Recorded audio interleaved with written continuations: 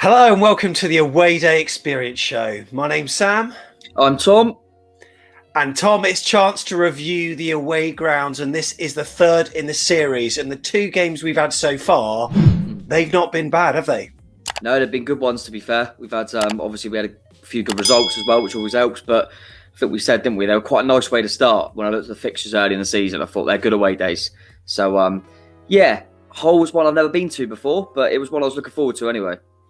Yeah, and we've got our tier list on screen now. So there you go. Those are the categories. But which one is Hull going to be placed into? Before we get there, you can see at the bottom of the screen, we have got our categories that we're going to talk about. And that includes pre-match experience. What's it like in the pubs? What's it like in the city? The stadium. How does it look? What does it feel like? Does it feel like a big ground when you go there? The concourse and facilities. Are the toilets good? Is the service good? The food and drink, the actual stuff you're consuming. Does it taste nice? Is it cold? We want to know that. Also, the view from your seat, the home fan loudness as well. We've got to talk about that. So, yeah, it's Hull City.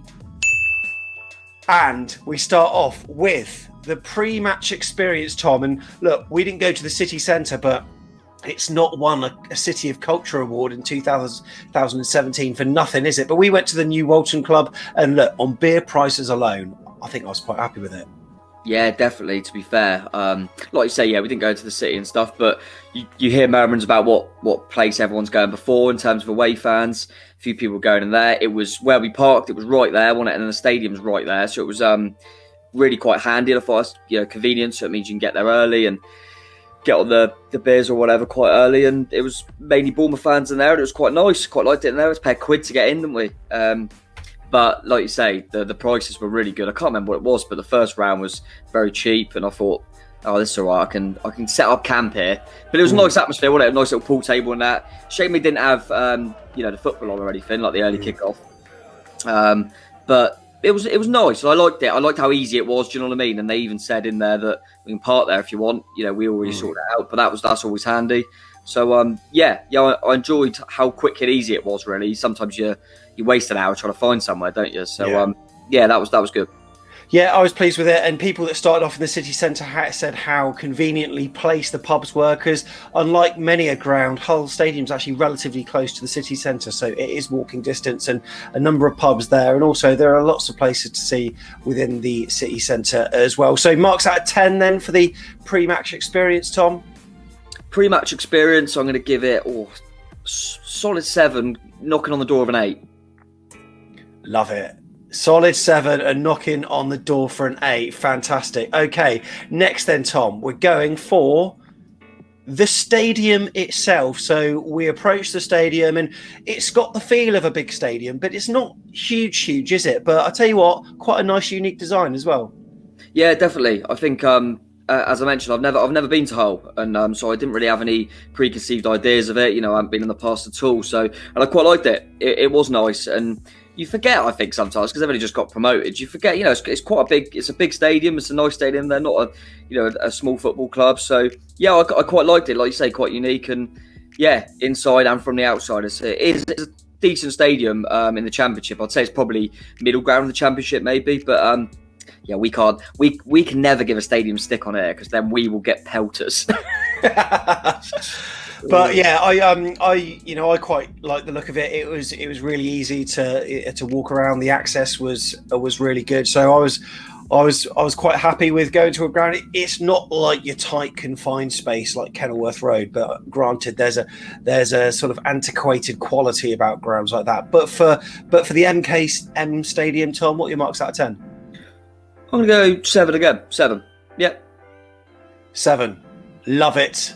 Love it. Okay, so we won't talk about the food and drink, but in terms of the service, the staff, and the facilities, Tom, and the concourse, I thought it was quite interesting as you go in, because you sort of walk up some steps, and then the concourse is in front of you. And you know what? I found it quite spacious under there, to be honest. And look, we only took 400 people, so I don't know what it'd be like if we had a full allocation that were actually there. But I found it quite good. I found the service pretty quick as well, which was really good as well. And fans also seem to generate a bit of an atmosphere down there as well. Yeah, I thought it was bang on in terms of a concourse and the facilities and everything. Just bang on. I think, similarly, like when I saw the stadium and the pre-match experience and the other things we'll get onto, it's without being, all singing, all dancing, top in the league. It was all pretty well done, wasn't it? And the concourse was no different. Yeah, easy. And like you say, everyone's got to appreciate, take everything with a pinch of salt, because it depends how many fans you take. And obviously it was a long trip for us down in Bournemouth, so they want as many of us as I'm sure other away fans will take. But yeah, good concourse, good facilities. And I think, to be fair, because there were no issues, I think we should probably notch it up a little bit. Let's go for an 8. I've got to say one thing.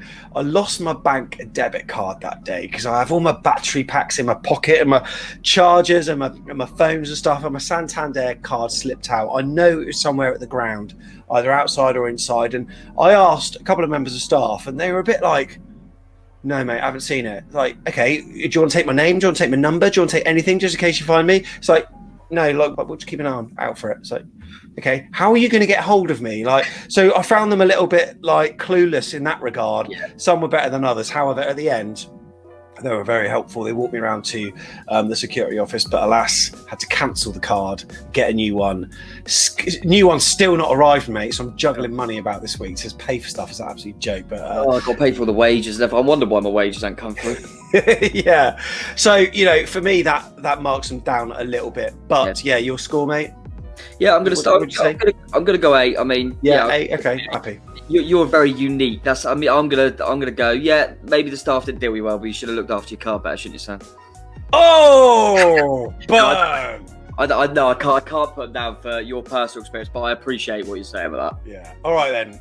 Food and drink then. You know what? This was a ground that did chips, and not many grounds do chips, as we have come to realise. But you got a couple of hot dogs, didn't you, mate? You had a beer. What was the beer like? Was it cold? Yeah, it was Carlin again, which anyone who's watched the previous ones see, why does every ground do Carlin? It's just always Carlin. But they've been warm. They were warm at Norwich, and it was warm at, was it Forest? Yeah. This one, at least it was chilled, so I can take that. Yeah. So, yeah, that's fine. And then, yeah, like you say, I got a hot dog. Sat there having a hot dog, really nice hot dog, and thought, this is great. And I saw chips. I thought, there's chips, because you don't... So I thought, I'll go up and get chips. They're all gone. But that's not...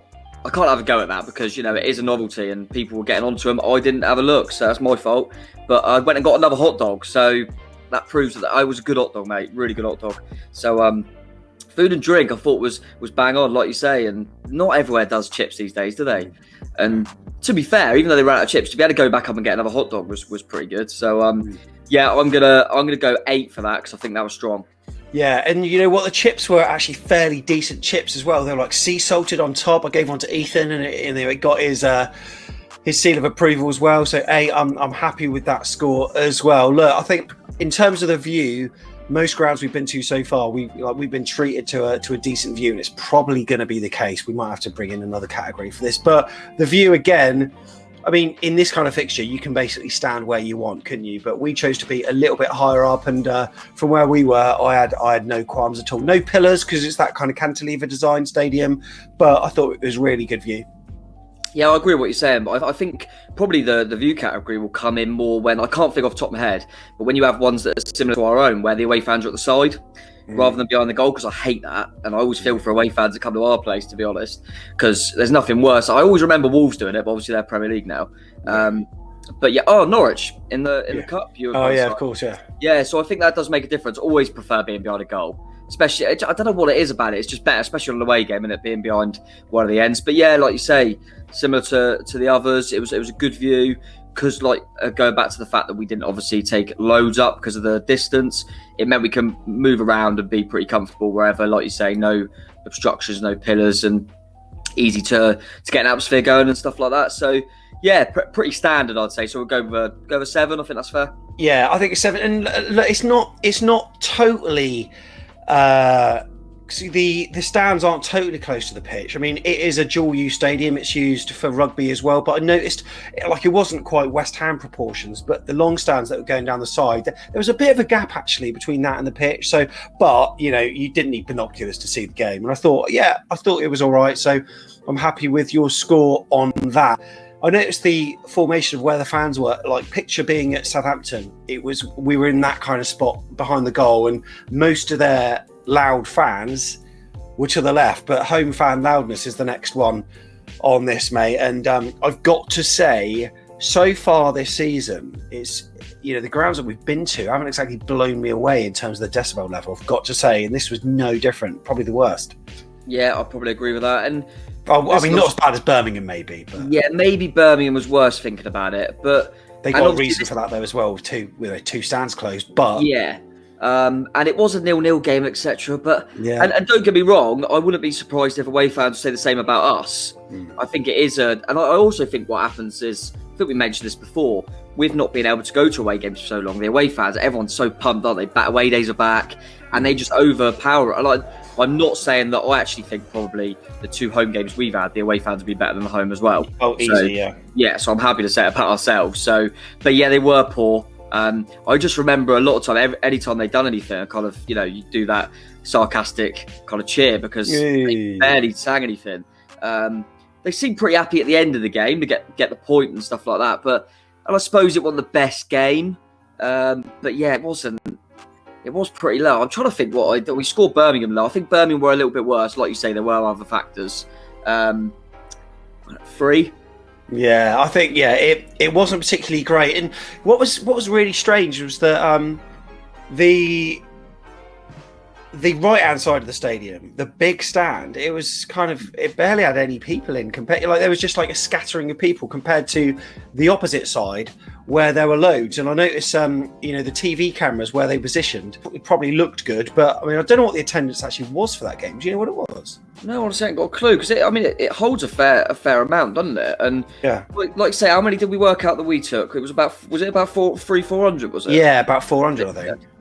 Which, I mean, to be fair, that's not too bad, I don't think. But yeah, it did seem weird because you always think when you've got a stadium like that, you think that everyone ends up getting scattered around. You think if you just all whacked you all in one spot, it would be you might be able to get a bit more of an atmosphere going. 10,199 of that game, mate. Literally just found it at the same time, mate. Yeah. We're both on it. Yeah. Okay, so if you think in our stadium, it would be easy to generate an atmosphere with that amount of people. Tighter, Yeah, Hull have got a bigger stadium, you know, and can't really criticise them for that. But yeah, they were scattered around a bit too much. But to be fair, even their section that were clearly the ones that were the vocal ones, very few and far between, wasn't it? They didn't really. I'm sure they would say it wasn't a game where they could get behind them a lot. But yeah, I think 3's fair, mate, because it's just under average. Okay, so there we go. Hull City fans, what do you think? Are we being unfair? Let us know in the comments. We would love to know what you think. All right then, Tom. So let's bring up the tier list then. We've got the categories from top to bottom. We've got yes, lads. We got decent, so-so, nah, mate, and absolute dog. And look, we've got to take into account as well the travel time. You know, it's a long way to go for a trip. You know, like if it's a long way to go for a trip that's all right, we should probably like downvote it a bit. But if it's absolutely incredible, then, you know, it holds its ground a little bit. But where do you place this one for an away day, mate?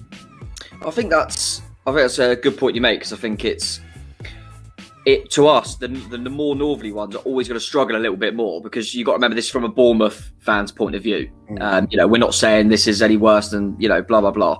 But it is so far for us, so it needs to be top draw to, you know, to be decent, if you know what I mean.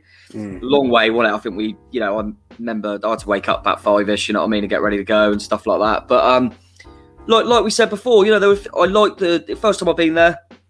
People all seemed nice. The New Walton club we went to before was good. Pitch view was good. Shame the game wasn't great, but we try and take that out of it. I think it's got to be middle of the road. I don't know if you agree. So yeah, I think is fair, because it would maybe get into that decent category if it wasn't such a slog for us. Because it was all right, wasn't it? There was nothing horrific about the away day apart from the travel. So I think middle diddle is probably fair. So category for me, I think. And look, I say it's bordering on decent. You had a number of pubs around the stadium, and like on the same road that the New Walton club's on, and further on down there's like the boot room, and there's another one as well, which, to be fair, we didn't go to, and that may have enhanced it. So we can only give our own perspective on it. But in terms of sort of ease of getting to the stadium and stuff, it was really good. Fans were very friendly.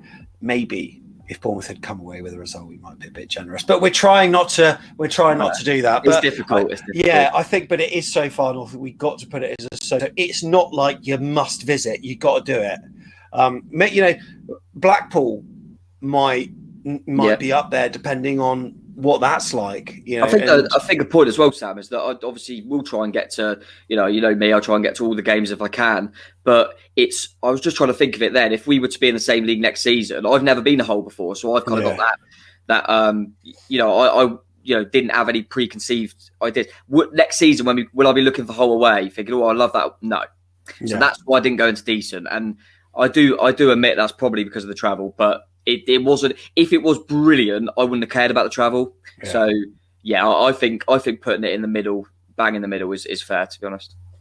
Love it. Okay, so there is our tier list. It'll be really interesting to see what people say for the next one, which is Cardiff. Looking forward to doing that. But Tom, once again, incredible to have your company today. That was very nice of you, Sam. Thank you, boss.